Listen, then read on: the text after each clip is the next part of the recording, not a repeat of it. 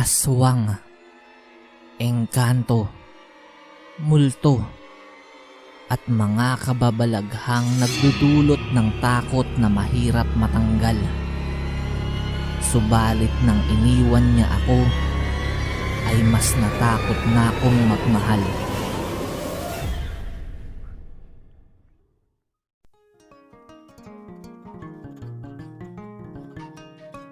Bago pa man magpakita ang haring araw, ay dapat nang maunang magising si Bayag. Mas napapadali kasi ang kanyang pangangaso kapag may tulong siyang nahihiram mula sa dilim na ibinibigay ng madaling araw. Lilisanin niya ang kanyang kubo at papasadahan o hahalughugin ng ilang bahagi ng bulubundukin ng Sierra Madre.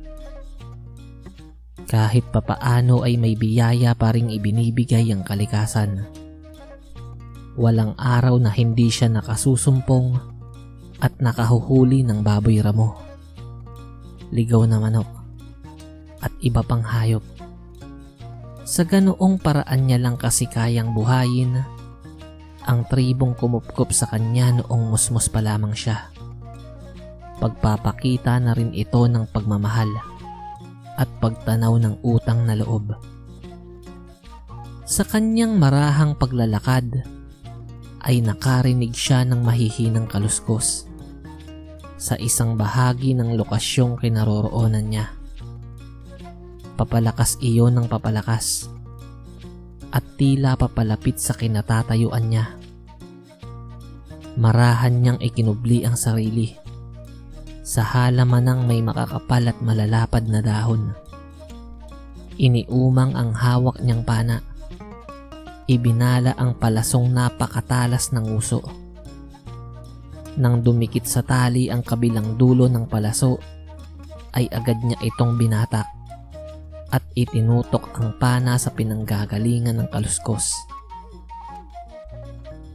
Maya-maya ay isang malaking baboy ramo ang lumabas mula sa halamanan. Binitawan niya ang tali ng pana.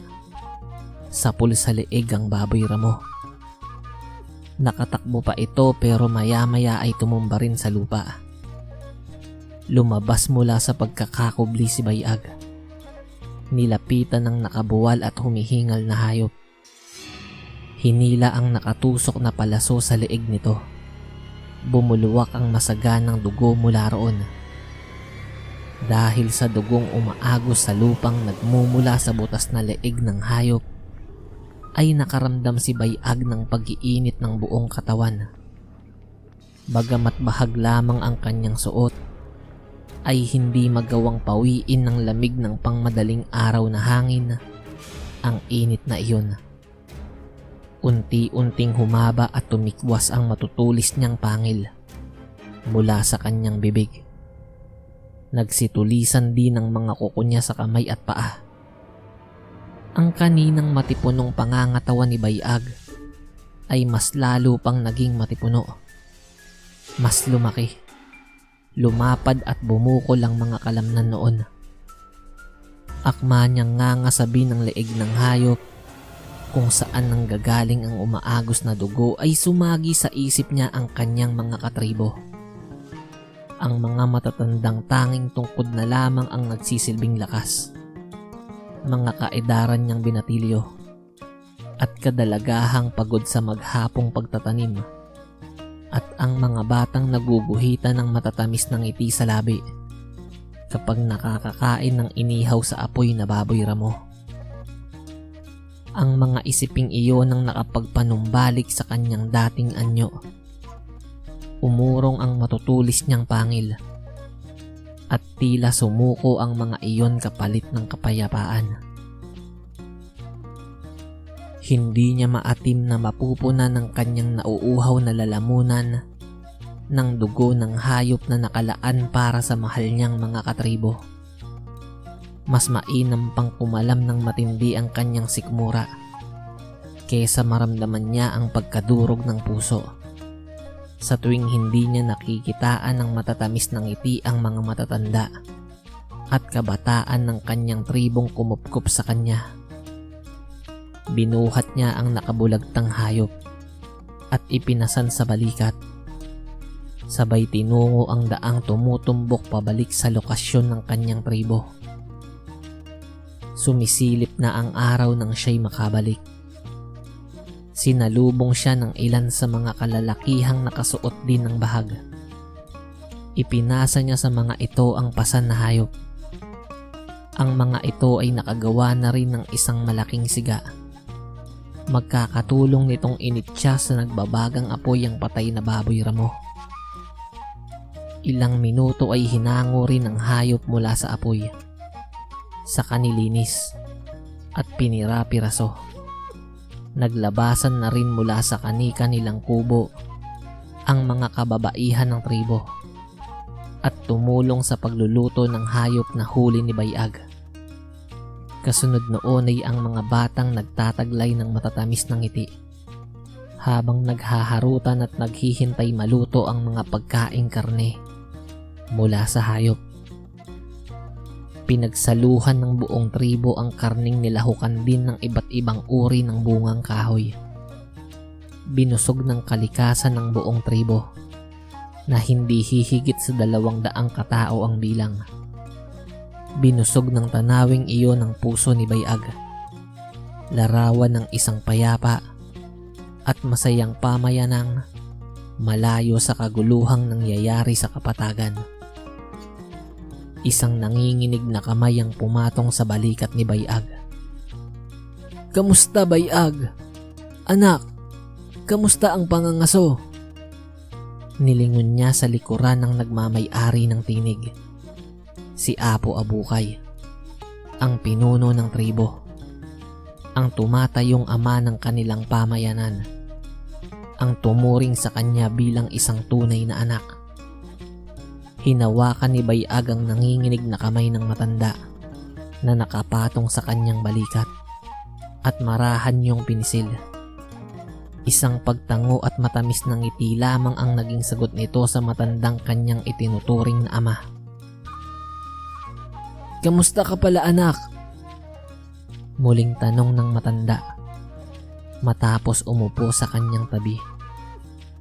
Alam ni Bayag kung ano ang tinutukoy ng matanda, ang totoo niyang pagkatao, ang hindi maipaliwanag na pagpapalit niya ng anyo kapag nakakaramdam ng pagkauhaw sa dugo.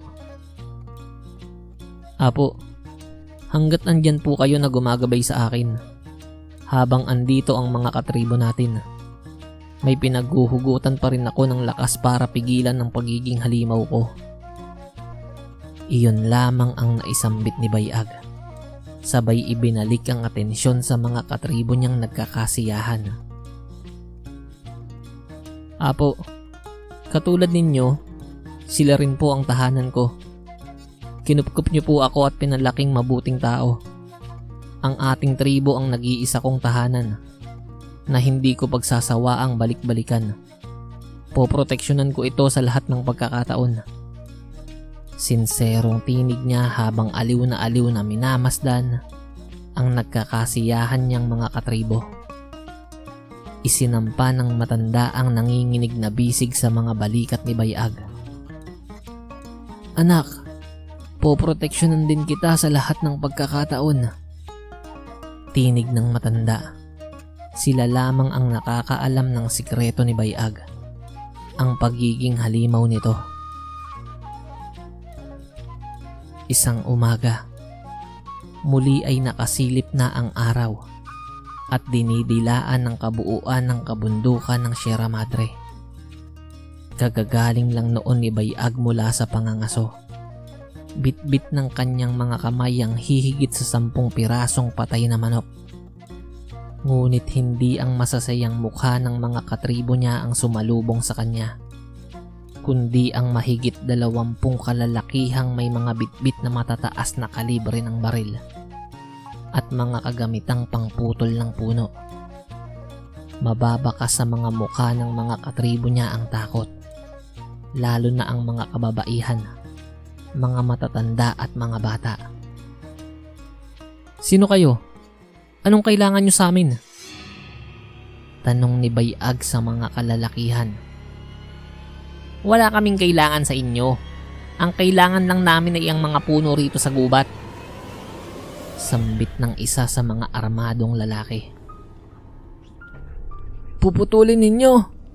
Hindi kami papayag. Magkakamatayan tayo rito. Ang pagsabat ni Apo Abukay. Naku tanda, hindi po tayo magkakamatayan dito. Dahil kayo lang po ang mamamatay. Matapos ang pagkasambit na iyon, ay sunod-sunod na putok ng barilang pumaimbabaw sa kabundukan ng Sierra Madre. Tulalang nakatayo si Bayag habang tinitignan ng paligid. Bagsak sa lupa ang lahat ng kanyang mga duguang katribo. Minasdan niya rin ang sariling katawan. May mga tama ng bala. Subalit wala siyang nararamdamang sakit. Mas iniinda niya ang sakit na dulot ng pagkamatay ng kanyang mga katribo. Ang itinuturing niyang pamilya at tahanan. Sobrang init ng kanyang nararamdaman sa mga pagkakataong iyon. Wala nang dahilan para magpigil sa pagkauhaw sa dugo. Total ay wala na ang pinakamamahal niyang tahanang kumupkup sa kanya. Sa isang pagtikim lamang ng dugo ay tuluyan na siyang magiging halimaw. Nabitawan niya ang mga hawak na manok. Unti-unting humaba at tumikwas ang matutulis niyang pangil mula sa kanyang bibig. Nagsitulisan din ang mga kuko niya sa kamay at paa. Ang kaninang matipunong pangangatawan ni Bayag ay mas lalo pang naging matipuno. Mas lumaki, lumapad at bumukol ang mga kalamnan noon. Halimaw! Halimaw! Paputokan ninyo!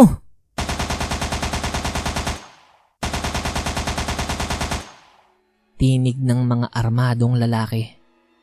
Subalit ang mga balang nagmumula sa mga baril nito ay di magawang matinag ang papalapit na si Bayag. Tuluyang nakalapit si Bayag sa isa sa mga iyon at mabilis na sinagpang sa leeg. Sinipsip iyon hanggang sa kahuli-hulihang dugong maaaring maibigay nito. Binitiwan niyang tuyot ang lalaki. Parang malaking daing na pusit na naibilad ng matagal sa arawan. Nanalaytay ang dugong kanyang natikman sa kabuuan ng kanyang katawan. Dahil doon ay tinubuan na siya ng makapal na balahibo sa katawan. Akmang tatakbo na ang mga armadong kalalakihan. Subalit isa-isa silang pinagtutusok ni Bayag sa sikmura gamit ang mga kamay na may matutulis na kuko. Ang iba sa mga kalalakihang iyon ay tinapyasan pa ng ulo. Ang iba ay hinigop din ng dugo. Walang itinirang buhay si Bayag sa mga lapastangang iyon. Habang nasa anyo siyang halimaw, ay maiging minasdan ni Bayag ang tribong itinuring niyang pamilya at tahanan. Wala na siyang ibang tahanang gugustuhing uwian at makasama kundi ang tribo niyang kumupkup sa kanya at itinuring siyang mabuting tao. Matapos masdan ng mga nakahandusay na katribo, ay minasdan niya ang kanyang kanang kamay na nagtataglay ng mahahabang kuko. Sa isang iglap ay mariin at buong lakas niya iyong itinarak sa sariling dibdib. Iyon ang kanyang natatanging tahanan, ang kanyang mga katribo, ang pamilyang paulit-ulit niyang pipiliing uwian at makasama hanggang sa huling bahagi ng kanyang buhay.